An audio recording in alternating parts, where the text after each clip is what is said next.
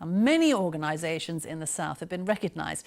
If you like, they're the equivalent of an individual receiving an MBE, and they recognise outstanding voluntary contributions. Recipients include a children's hospice in Guildford, Ramblers on the Isle of Wight, a community resource centre in Newbury and a sailing trust in Gosport. Also in Hampshire, the charity Off the Record has been given the award for its services to the 7,000 young people it helps every year. And they've been given a helping hand by a former Olympian, as Roisin Gorson has been finding out. It's the first time a British woman has ever won a World Championship title. You'd think being at the top of your game would mean the world is at your feet. But former Olympic swimmer Katie Sexton struggled to cope. Suffering from depression, she turned to a local drop-in centre for counselling and support.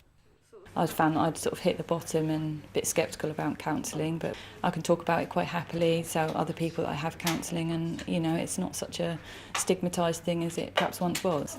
The Off the Record Centre, which helped Katie through, is now an elite company of its own.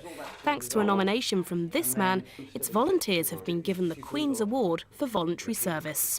When I heard the news a couple of weeks ago and I got the letter, it's like winning the lottery. I think if somebody or an organisation saved the life of one person through listening to them, then that's enough. But Off the Record's been doing this 34 years, and I know for the years I was here talking to other councillors back then, I mean, Off the Record saved the lives of hundreds.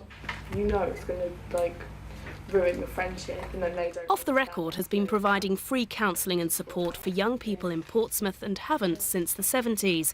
From group sessions to one-to-one counselling, it helps youngsters up to the age of 25 through some of the most challenging times of their lives.